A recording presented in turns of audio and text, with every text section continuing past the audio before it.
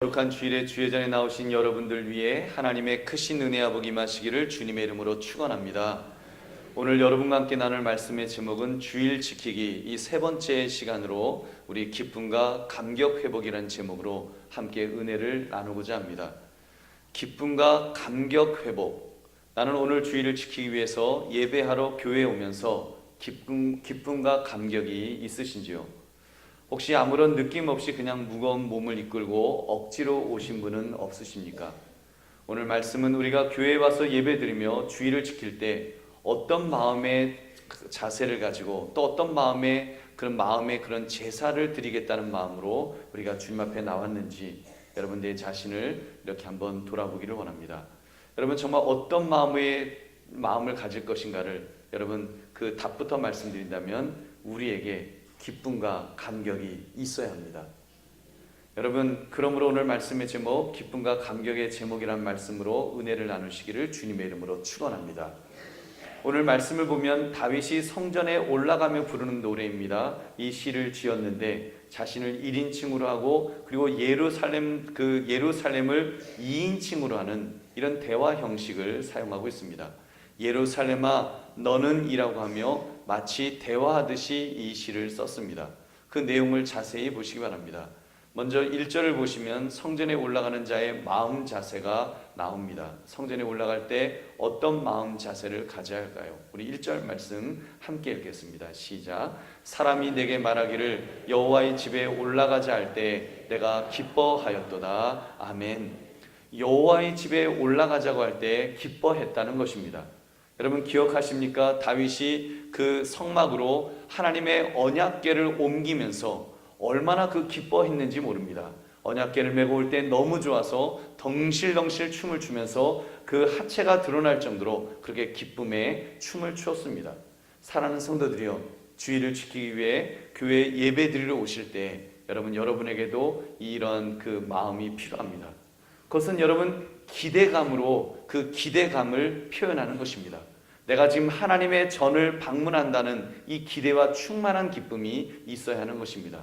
다윗에게는 이런 마음이 있었습니다. 우리가 요즘도 성지 순례라는 말을 하는데 믿음의 사람으로서 한 번은 성지에 가보고 죽었으면 좋겠다 이런 마음을 가집니다만 사실 여러분 그런 것은 모두 부수적인 것이고 하나님을 만난다고 하는 여러분 정말 하나님을 만난다고 하는 이 감격, 강한 기대감, 이 기대감이 우리에게 기쁨과 감격을 줄 줄로 믿습니다. 여러분 2절을 보시면 순례자들이 예루살렘의 성문에서 감격하는 모습을 보여줍니다. 우리 2절 말씀도 함께 읽겠습니다. 시작. 예루살렘아 우리 발이 내 성문 안에 섰도다. 아멘.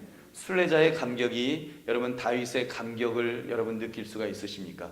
사실 우리들이야 주님의 전에 오는 것을 거의 매주 이렇게 오기 때문에 그냥 별로 큰 감격 없이 그냥 이렇게 올 수가 있습니다. 타성에 그냥 젖어버렸으니까요. 그러나 지금 본문에서 순례자들이 예루살렘 성에 도착하여 고백하는 이 고백을 상상해 보시기 바랍니다. 예루살렘아 우리 발이 내 성문 안에 있도다. 내 성문 안에 있도다. 저는 아직 성지 순례를 못했습니다만 만약 제가 예루살렘 성에 도착한다면 어떤 느낌이 들까요? 물론 요즘처럼 비행기 타고 가는 것 말고 정말 걸어서 뚜벅뚜벅 한 달, 두 달 막 이렇게 시간이 걸려서 여러분 예루살렘에 도착한다면 어떤 마음이겠냐는 말입니다. 여러분 등산주 하시는 분들 계시지 않습니까? 여러분 몇 시간 올라가는데도 그 정상을 향해서 몇 시간 올라가다가 그 정상에 도착했을 때 야호 하면서 너무 좋아서 그 막 감격 속에서 우리가 이렇게 소리를 지르지 않습니까? 하물며 여러분 정말 예루살렘의 발을 디뎠을 때 어떤 감정이겠습니까? 얼마나 기쁠까요? 더구나 3절을 보면 예루살렘은 잘 짜여진 성읍과 같이 건설되었다라고 그렇게 말씀합니다. 잘 짜여진 성읍이란 수도답게 잘 지어졌다는 것입니다. 건물과 건물이 연이어서 세워져 있는 웅대한 도시라는 말입니다. 하나님이 거하시는 도성, 성전이 위치해 있는 가장 거룩한 도시가 바로 예루살렘입니다. 그러니 순례자 입장에서는요, 그 예루살렘 성에 도착할 때 막 벅찬 감정으로 이렇게 하나님께 영광을 돌렸을 것입니다. 그렇다면 그 성전에 올라가는 목적이 무엇일까요? 우리 4절도 함께 읽겠습니다. 시작. 지파들 곧 여호와의 지파들이 여호와 이름에 감사하려고 이스라엘의 전례대로 그리로 올라가는도다. 아멘. 그것은 여호와의 지파들이 여호와 이름에 감사하려고 즉 경배드리러 올라간다고 말씀합니다. 즉 예배드리러 올라간다는 것입니다. 그렇습니다. 여호와의 지파들 즉 하나님의 백성이 성전에 올라오는 이유는 예배하기 위함입니다. 예배야말로 하나님의 백성이 하나님 앞에서 표현해야 될 가장 중요한 여러분 것임에 틀림없습니다. 그 예배를 다윗이 어떻게 드린다고 말하고 있습니까? 4절 후반부를 보시면 전례대로 그리로 올라가는도다 라고 말합니다. 전례대로, 전례라는 말에는 증거라는 뜻이 포함되어 있습니다. 결국 전례대로란 하나님의 증거대로 즉 하나님의 말씀대로 그렇게 올라간다고 예배드린다라고 말씀하는 것입니다.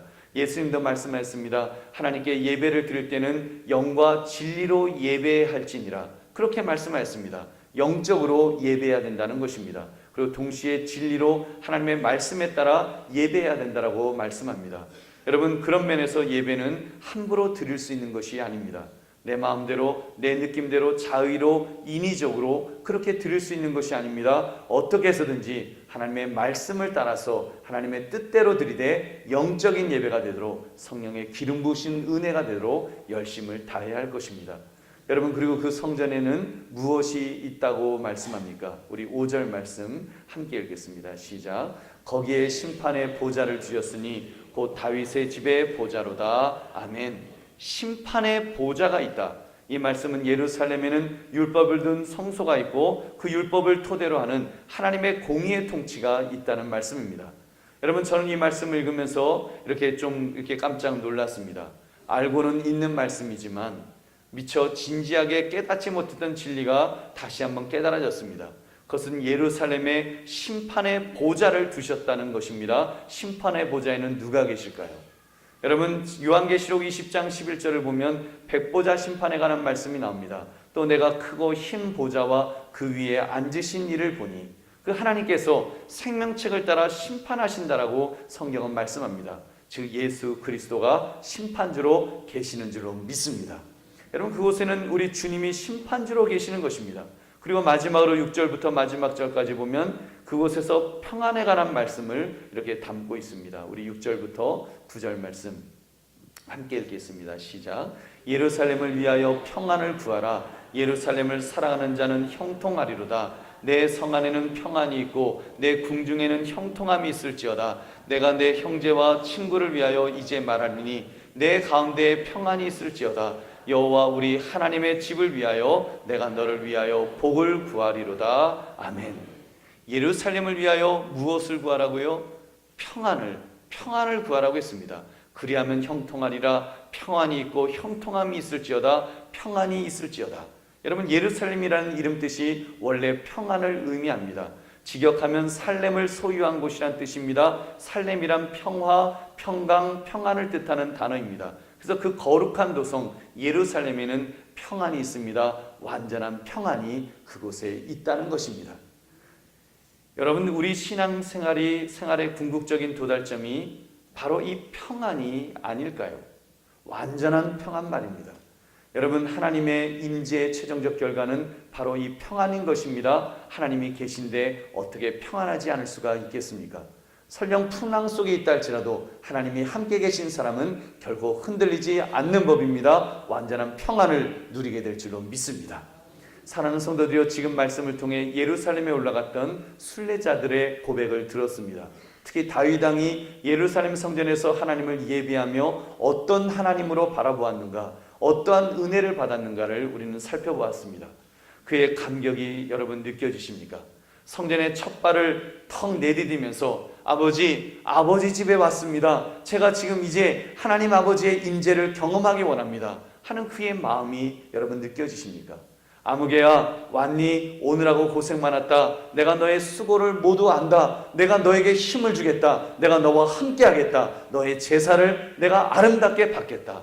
여러분 우리 주님께서 말씀하시는 그 음성을 여러분 들리십니까? 여러분 바로 그곳에서 우리 주 예수 그리스도께서 자정에 계시는 것입니다. 그곳에 계시기 때문에 우리는 그 성전에 오면서 우리는 정말 그 평안함을 가지는 것입니다. 마음의 평강이 그동안은 고아처럼 불안하고 초조하고 힘들고 속상하고 조급했는데 이제는 평안함이 우리의 마음속에 찾아오는 것입니다. 슬픔이나 아픔도 없이 그냥 주님 안에서 평안을 누릴 수가 있는 것입니다. 여러분, 그렇다면 이 예배의 시간이 얼마나 행복한 시간이 될 수 있겠습니까? 사랑하는 성도들이여, 저는 매주일 교회에 나와 예배하신 여러분에게 여러분 강력하게 권면합니다. 기왕 예배하시는 것, 여러분 능동적으로 예배하시기를 주님의 이름으로 축원합니다. 능동적으로 예배의 감격을 회복하십시오. 기쁨과 감격을 회복하시기 바랍니다. 언젠가부터 우리는 수동적이 되어버렸습니다. 언젠가부터 예배한다고 하면서 얼마나 수동적이 되었는가 하면 그냥 어떤 구경하러 오는 사람처럼 그렇게 된 우리의 모습은 없는지요. 그리고 예배에 대한 기대감이 그냥 없어져 버렸습니다. 더 이상 예배에 참석하며 기대하지 않습니다. 설레는 마음이 없어요. 여러분, 오늘 오시면서 마음에 설렘이 있었습니까? 내가 오늘 예배 속에서 하나님을 만날 거야, 하나님에게 예배할 거야, 하나님이 기뻐하실 거야 하는 그런 그 마음의 어떤 감격이 또는 설렘이 여러분 마음속에 얼마나 있으셨습니까? 혹시 습관적으로 그냥 의무적으로 이 자리에 앉아 계신 것은 아닐런지요? 여러분, 예배하면서 마음이 그냥 무거운 마음속에 우리가 그런 마음으로 지금 예배하고 있다면 이것은 참된 예배자의 모습은 아닐 것입니다. 우리는 다윗처럼 예배가 능동적이 되어야 합니다. 다윗이 하나님의 언약궤가 들어올 때 기뻐 뛰었던 것처럼 막 하체가 다 드러났는데도 왕의 체면이 깎이는데도 모르고 막 기뻐하는 것처럼 여러분, 그런 기뻐함이 우리 속에 있어야 될 줄은 믿습니다. 우리 물론 장로교는 조금 점잖은 면이 있어요. 특히 한국 분들이 얼마나 점잖으십니까? 그러다 보니까 우리가 좀 우리 표현을 잘 못하는 면이 없지 않아 있어요. 그러나 여러분, 우리가 정말 주의를 지킬 때 기쁨과 감격이 여러분 회복되어야 될 줄로 믿습니다. 여러분, 생각해 보십시오. 교회에 나서 예배한다는 것이 이게 얼마나 감격스러운 일인지요. 하나님은 어느 곳에나 계시는 분이십니다만 교회는 여러분 특별히 구별된 곳이 아니겠습니까? 특별하게 하나님을 높이며 예배하도록 구별시킨 그렇게 받쳐진 특별한 공간이라는 말입니다. 그리고 이곳에서는요, 하나님의 백성들이 모여서 함께 예배하는 것입니다. 여러분, 우리가 함께 예배한다는 것이, 함께 있다는 것이, 함께 하나님을 예배한다는 것이 얼마나 귀한 것인지요. 주님은 말씀하셨어요. 내가 두세 사람이 모인 곳에 내가 너희와 함께 하겠다고 말씀하셨습니다. 이스라엘 백성들 앞에서요, 여러분, 홍해가 갈라지고 요단강이 갈라지고 그리고 여리고성이 와르르 무너질 때는 그들이 함께 할 때였습니다. 혼자 있을 때가 아니라 함께 주의 백성들이 예배할 때, 함께 하나님을 바라면서 하나님께 간구할 때 하나님께서 놀라운 역사를 이루신다는 것입니다. 그렇게 볼 때 여러분, 이 자리, 예배 자리가 얼마나 귀한 자리인지요. 여러분, 정말 하나님이 우리의 예배를 받으시기를 원하십니다. 우리가 그 사실을 의식하면서 정말 진정으로 하나님 앞에 예배할 때 하나님은 우리의 예배를 기뻐 받으실 줄은 믿습니다. 그리고 이제는 계속 능동적으로 예배에 임합시다. 오늘 예배를 통해 하나님을 느끼시기 바랍니다. 하나님을 경험하시기 바랍니다. 여러분, 무엇보다도 예배가 예배되도록 하나님을 예배해야 됩니다. 제가 칼럼에 썼습니다만 실제로 이런 일이 있었대요. 제가 새벽 기도에 때도 그 말씀을 드렸는데 유명한 설교자의 말입니다. 어느 주일 예배 때 한 부인이 이렇게 나오셨답니다. 나오셔는 지난 주일 우연히 예배 드리러 왔다가 목사님 너무 큰 은혜를 받았어요. 그래서 이번 주에도 이렇게 왔는데 이번 주에는 별로 은혜가 안 되는데 왜 그렇지요? 이렇게 질문을 했답니다. 그때 그 목사님이 이렇게 대답했습니다. 지난 주일에는 그 자매님께서 예배 드리러 오셨기 때문에 은혜를 받은 거고 이번 주일에는 설교 들으러 왔기 때문에 은혜가 없다고 그렇게 말을 했다는 거예요. 사랑하는 성도님들, 여러분 혹시 설교 들으러 이 자리에 오신 분은 안 계십니까? 우리는 예배를 드리러 이 자리에 온 줄로 믿습니다. 예배를 통해 하나님을 높여드리는 것, 이것이 얼마나 중요한 일인지요. 오늘 성령에서부터 사도신경을 고백할 때도 찬송을 부를 때도 특히 찬양대가 찬양을 할 때 여러분 하나님을 우리가 느껴야 합니다. 그냥 상투적으로 늘 하던 대로의 예배를 드린다면 얼마나 이 예배가 형식적이 되고 몸이 건조해지겠습니까? 대표기도 하셨던 우리 장로님이 기도하실 때 함께 하나님께 기도를 올려드리는 것입니다. 기도할 때 같이 고백하는 거예요. 맞아요, 하나님. 저도 그 말에, 그 기도에 저도 동감해요. 저도 우리 장로님 이렇게 기도하실 때 하나님 맞아요, 하나님 맞아요, 하나님 그렇게 해주세요, 해주세요 하면서 그런 마음으로 우리가 함께 하나님 앞에 기도하는 것입니다. 여러분, 그렇게 우리가 기도하면 하나님이 그 기도를 다 받으시는 거예요. 여러분, 기도하는 중에 기도 몇 분이나 초식에 째깍째깍 눌러서 시간 재고 있으면 안 되는 것입니다. 예배에 앉아가지고 사방을 둘러보며 누구 왔나? 아이, 그 장로님 오셨나? 권사님 오셨나? 왜 안 오신 거야? 여러분, 이러고 있으면 안 된다는 것입니다. 여러분, 내가 하나님 앞에 온 거예요. 내가 하나님 앞에, 정말 우주 만물을 창조하신 하나님 앞에 왔다면 우리 벌벌 떠는 마음으로, 또 막 감격 속에서 나 같은 사람이 하나님을 만나러 왔다 하는 그 마음으로 정말 하나님에게 집중하게 되지 않겠습니까? 여러분, 우리가 정말 집중해야 돼요. 하나님 앞에 이 예배하는 이 시간이 집중되어서 하나님 예배를 받아주세요. 그래서 여러분, 살아계신 하나님, 전능하신 하나님 앞에 우리가 예배하게 된다면 우리의 마음속에 감사와 감격이 넘치게 될 줄로 믿습니다. 여러분, 설교자인 저를 비롯하여 우리가 하나님을 예배한다고 하면서 예배하지 않는 경우가 얼마나 많은지 모릅니다. 때로는 목회자도요, 설교 열심히 해놓고는 엉뚱하게 기도할 때가 있습니다. 설교 다 해놓고 설교 기도하면서 이렇게 기도하는 거예요. 하나님 해놓고는 첫째 이렇게 살게 하옵소서, 둘째 이렇게 살게 하옵소서, 셋째 이렇게 살게 하옵소서. 다시 설교를 요약하는 거예요. 누구를 들으라고 하는 기도일까요? 성도를 들으라고 하는 기도를 하고 있는 거예요. 그건 기도가 아니죠. 여러분, 기도는 하나님 앞에 올려드리는 것인데, 여러분, 성도를 들으라고 하는 기도, 저도 그럴 때 있었던 것 같아서 마음이 찔렸어요. 여러분, 그것이 얼마나 우리가 잘못 하나님 앞에 지금 예배드리러 오는 그런 모습인지요. 이것은 기도가 아닙니다. 모든 예배는 하나님께 올려드리는 시간인 줄로 믿습니다. 여러분, 예배 중에 올려드리지 않는 것은 한 가지를 빼고는 아무것도 없습니다. 모두 올려드리는 것입니다. 묵도도, 찬송도, 회개기도도, 찬양도, 헌금도 올려드리는 것입니다. 광고는 사실 예배 중에 꼭 넣어야 될 것인가, 이건 연구해야 될 문제입니다. 예배 중에 올려드리지 않는 것 한 가지 있습니다. 설교 시간입니다. 설교는 하나님께서 우리에게 내려주시는 시간입니다. 그런 점에서 설교자는 대언자입니다. 하나님의 말씀을 받아서 전하는 사람입니다. 그렇다고 목사인 제가 여러분에게 그렇게 살아라 하고 가르치려고 하는 자는 아닙니다. 가르치는 자는 맞습니다만 저 역시 그 가르침을 제 귀로는 듣는다고 말씀드렸습니다. 저도 하나님의 말씀을 듣는 것입니다.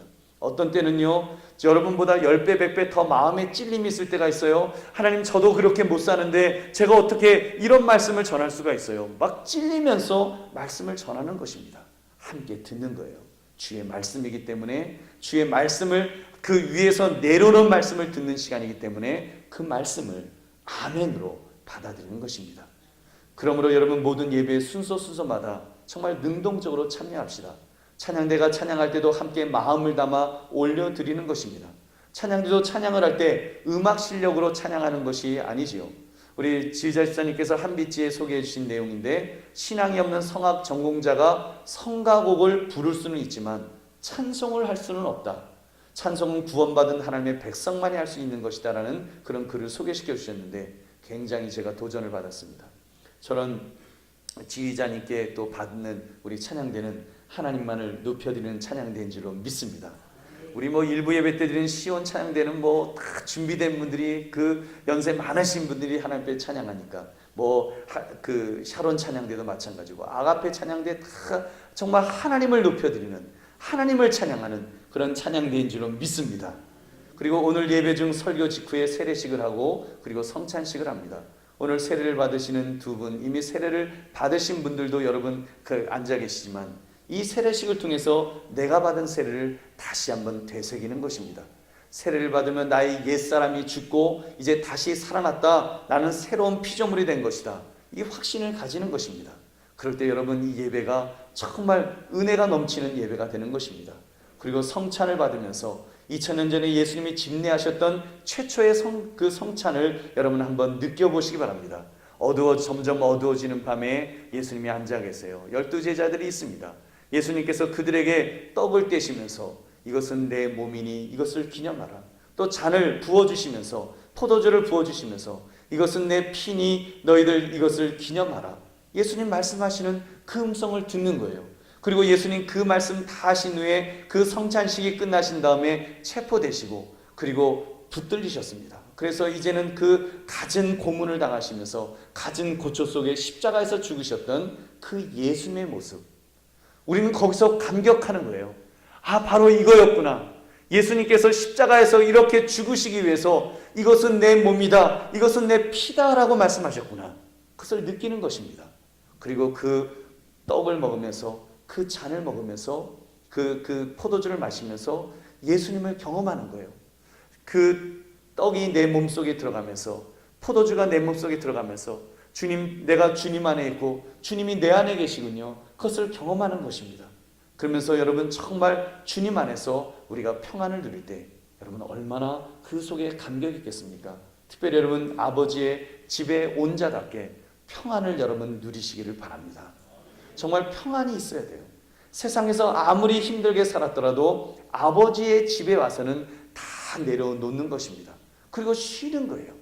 아버지의 위로의 말씀을 듣는 것입니다. 아무개야, 많이 힘들었지? 아무개야, 그래도 아빠가 있잖아. 힘내자. 내가 너를 위해서 기도해 줄게. 뭐 이런 힘내라는, 그러면 또 힘이 솟지 않습니까? 그러니까 여러분 예배 자리에 오기만 했는데도 막 눈물이 주르르 흐르는 거예요. 어떤 분들은 막 감동이 먼저 되는 거예요. 왜 그래요? 그 아버지를 느꼈기 때문에, 하나님을 느끼기 때문에 그런 감정이 생기는 것입니다. 친정에 가는 며느님들은 어떻게 가요? 친정에 가는 며느님들, 친정 엄마에게 무슨 이야기를 막 해야지, 그래야지 속이 시원한 것 아니에요. 어떤 때는 너무 힘든데, 너무 어려운데, 그냥 그 문 앞에, 친정 문 앞에 문을 딱 여는 순간, 발을 들여놓는 순간에 눈물이 막 주르르 흐르는 거예요. 눈물이 줄줄줄 흐르는 거예요. 왜 그래요? 그동안 엄마가 나에게 해주셨던 그 모든 위로의 말씀들이 막 생각나고, 이제 엄마 만난다고 하니까 그냥 그것만으로도 그냥 막 위로가 막 저절로 되는 거예요. 어떤 분은 가면서 위로받는 줄로 믿습니다. 그렇게 막 엄마를 만난다고 하면 너무 위로가 되잖아요. 근데 여러분, 하물며 아버지의 집, 하나님의 집이겠습니까? 여러분, 인간 부모님은 사실 연약하잖아요. 아무리 도와주려고 해도 도와줄 수 없잖아요. 능력 없으면 안 되잖아요. 그러나 여러분, 우리 하나님은 전능하신 분이신 줄 믿습니다. 그 하나님께서 우리를 붙들어 주시면, 하나님이 내가 너의 아픔을 안다, 내가 너의 슬픔을 안다, 내가 너를 붙들어 주겠다, 너의 편이 되어 주겠다 말씀하시면 그것을 듣는 것입니다. 내 영혼이 듣는 거예요. 영으로 듣는 거예요. 이 귀, 육신의 귀를 듣는 것이 아니라 영으로 듣는 것입니다. 그러면 위로가 되는 거예요. 하나님의 평안이 우리에게 임하게 될 줄로 믿습니다. 생각해 보십시오. 완전한 평안은요, 두 가지 필요 조건을 갖춰야 된다고 저는 생각해 봤습니다. 하나는 나를 책임져 주시는 절대자의 존재를 만나는 것이고, 또 하나는 그 절대자가 나의 삶에 영원한 생명을 주겠다고 약속하실 때 여러분 평안이 있다고 믿습니다. 이 둘이 갖춰졌을 때 완전한 평안을 누리게 되는 것입니다. 여러분, 바로 우리가 그 평안이 있는 사람 아닙니까? 우리는 절대자 되시는 하나님을 만나는 사람 아닙니까? 그 하나님께서 아들을 주시면서 믿는 자에게 구원을 약속하시고 영생을 약속해 주지 않으셨습니까? 그렇기 때문에 우리는 아버지의 집에 오면, 그냥 교회에 오면 여러분 저절로 완전한 평안을 누리게 될 줄로 믿습니다. 오늘 예배가 그런 시간 되기를 원합니다.